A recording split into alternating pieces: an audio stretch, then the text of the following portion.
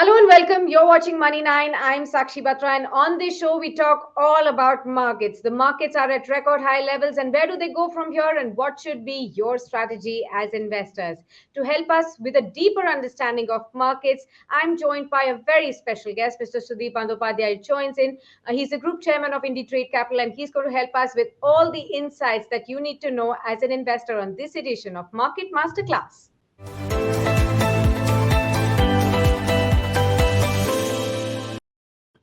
Thank you so much, Mr. Bandyopadhyay, for taking out time for us on this very special edition. And we are joined on a day when we have seen record high levels being touched on the markets for sure. We have been surprised by the markets many times over in the last 18 odd months. Virtually, we have not seen any correction. At 59,000, 59,500 for the Sensex, at 17,400 and above for the Nifty. What is your outlook on the markets currently? What's next for the markets? Well, Sakshi, I think a couple of things I'd like to mention here. First is, earlier this week, we have seen that the global markets were a bit weak.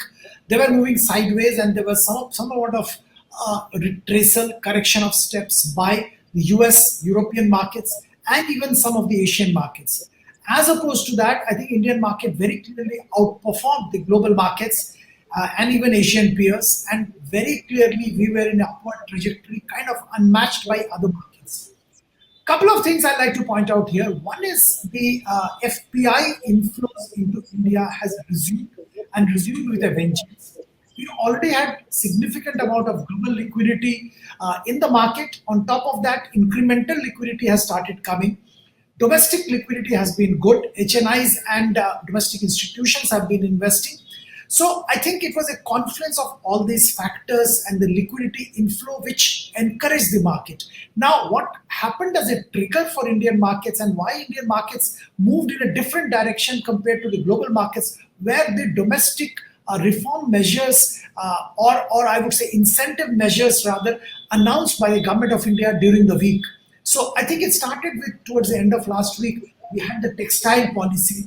Then we had the big announcements regarding telecom as well as the automobile PLI schemes. I think Yes. that definitely encouraged the market. And on top of that, we had the bad bank announcements, which encouraged the banking sector. So it was a kind of a conglomeration, confluence of all these factors which propelled the market higher. At this stage, I think we continue to remain positive, maintain our positive bias. There is scope for a little bit correction here and there, but by and large, the trajectory seems to be extremely positive. Absolutely, and many important points you've highlighted right in the opening session. I will come to each one of them to explain, to help you, to ask you if to help us basically to understand what this really means for each sector particularly. But first, I wanted to ask you. We know that the markets have actually had a very good dream run so far. As far our markets are concerned, we've also surpassed France to become the sixth largest in the world as far as the stock markets are concerned. In fact, in today's levels, we may have perhaps inched closer or even beaten UK for that matter. But we'll, just wait for the kind of closing comments to understand whether that happens or not. But I wanted to understand that the market cap to GDP also rising to record high.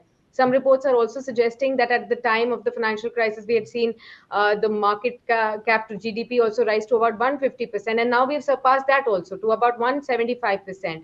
So there are these worrying signs as well at this point. Apart from the rise in historic participation of retail investors, do these indicate any kind of red flags? Should one be cautious at this point of any kind of impending correction that happens and safeguard the kind of profits that they have so far locked in? Sakshi, I would like to divide the market into few clusters and we can then probably understand what is happening. There are few areas where there is a multi-year re-rating going on. Let's take IT, let's take specialty chemicals, let's take pharma.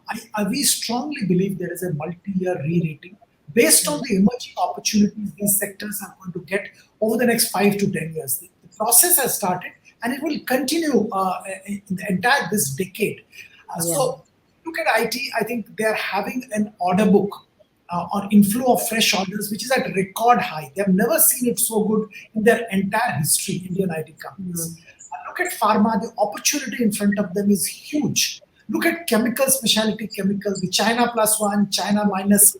That is helping Indians manufacturing, particularly chemicals, in a big, big way. So all this will continue, and if you are a patient investor investing at even at current level, which is to an extent elevated, I see absolutely no problem if your horizon is 1 year plus. Now, if you want to invest for a few months and all that, there can be some profit booking, there can be some correction.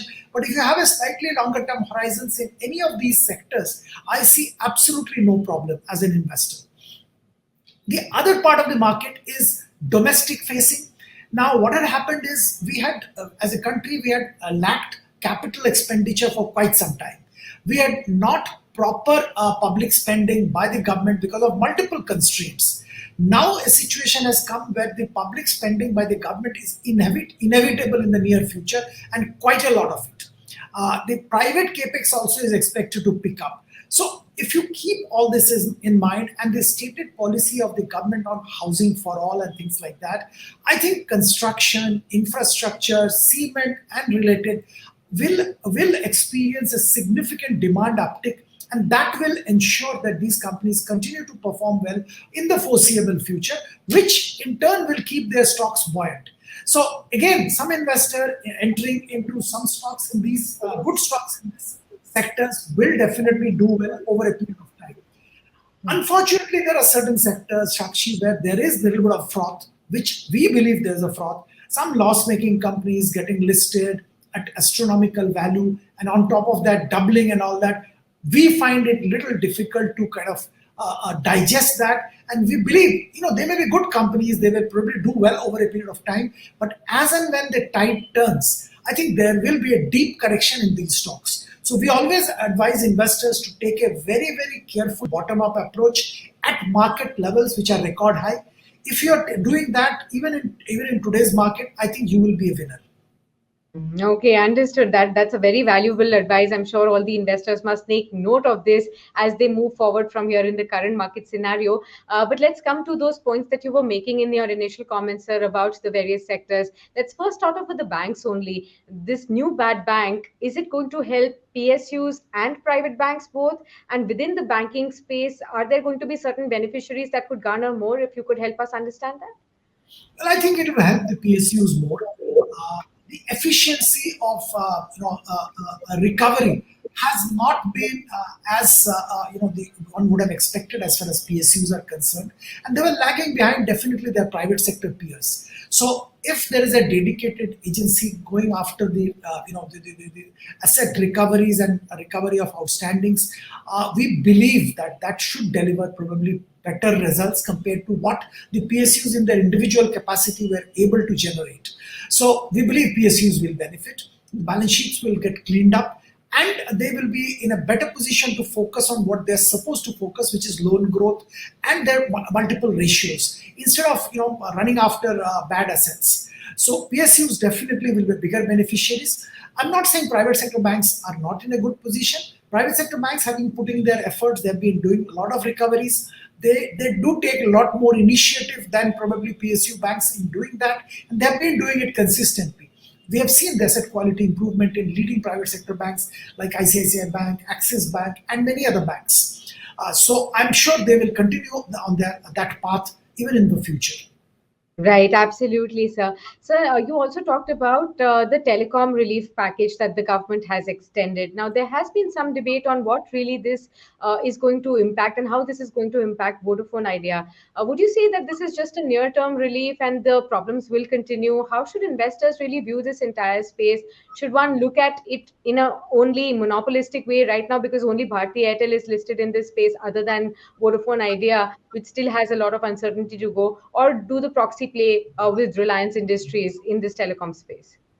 Well, Bharti is definitely the biggest beneficiary of this entire episode, and the government schemes also will benefit Bharti the biggest because they are in the best position to capture the benefits. Even this postponement of the payment of dues to government by 4 years will definitely benefit Bharti in a big way. The ARPU increase, eventual increase in ARPUs will benefit Bharti. But let's come back to Vodafone. I think that's what everybody is keen on. I believe Vodafone gets a fresh lease of life. If this had not happened, they probably would have faced a significant difficulty in survival. This gives them a new lease of life. Yes, they have to do many, many things. The first thing probably they need to do is stop the bleed, which is they're losing customers on a continuous basis, on quarter, month on month.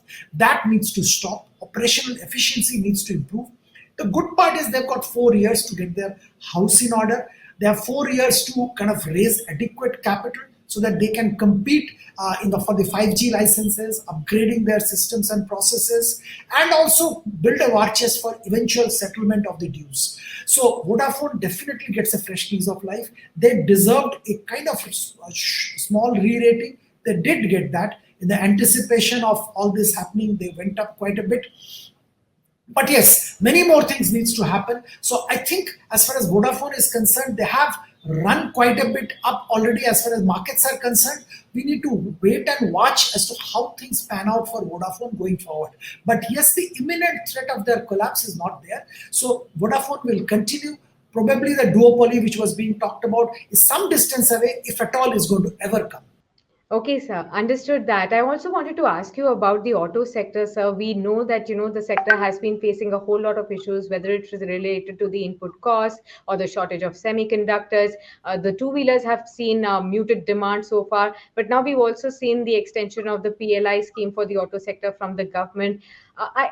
Apart from all of this, I wanted to bring your focus on the recent news flow that Ola Electric has seen these record bookings in 24 hours, 600 crore, 600 crore worth kind of sell off in the first day or 24 hours is the kind of, demand that they have seen. So on one hand, we are talking about the muted demand in the two wheelers. On the other hand, we are seeing the electrical vehicles being lapped upon. How does one understand the entire situation in the auto sector, what's going on right now, and how should one position if one wants to be an investor in the auto space? Sakshi, to be very honest, I don't understand this entire EV yet. And I think that would be the case with most of us. We are, of course, excited about the entire opportunity, but who will win, how things will pan out, even 5 years down the line, how these companies will eventually make money, whether they will make money or not, I think is a very, very difficult question to answer from a market perspective. Yes, there is a lot of excitement as things stand today, but I'm not sure how things will pan out going forward. Very clearly, I must confess.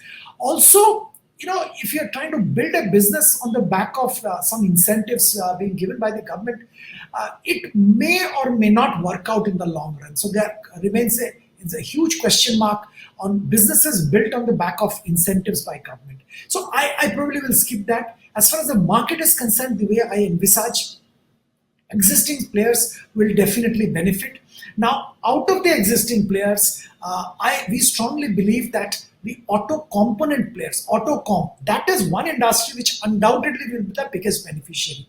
Now, remember that most of the auto component companies are very easily switching between traditional engines and the newer generation engines, whether it's a EV or other variants. So for them, this switch is very easy. So they are not tied down to the older generation vehicles. So they can switch easily, and they will be benefiting. Also remember, these companies, at least most of the leading players, they have a global outlook and global market. So they are suppliers to many companies, leading companies globally. So their market is not constrained by the demand dynamics of India. So to your point that if automobile demand is low in India, but some of these companies, many of these companies, they have the whole world as their market. So auto component guys will be the biggest beneficiaries if they're using the advantage of PLI, making fresh investments and producing for the world. They will be the beneficiaries. Understood that, sir. I wanted to also ask you about few stocks that have had a very dream run kind of a situation in the last few sessions. One is ITC. After that long haul of slumber, suddenly we see on one day 7% uptake. All the stock, the social media gets flooded with all the memes. How does one understand what's really going on with ITC, and how should you understand if you're an investor holding on to that, that one day perhaps when ITC will give you a dream run of sorts? How should you view that? Well, ITC will definitely give one day a dream run. There's absolutely no doubt about it. There is deep value sitting in the company. This has been talked about enough number of times. If and when there is a demerger of the businesses, FMCG becomes a different business, tobacco remains one business, hotels goes out, the tech IT company becomes separate, get listed. I think then the sum of parts value will be significantly higher. Now, when that will happen, whether that will happen in the near future is a very big question mark. Of course, compared to what value it was quoting, it deserved a better valuation, and that's what probably is happening.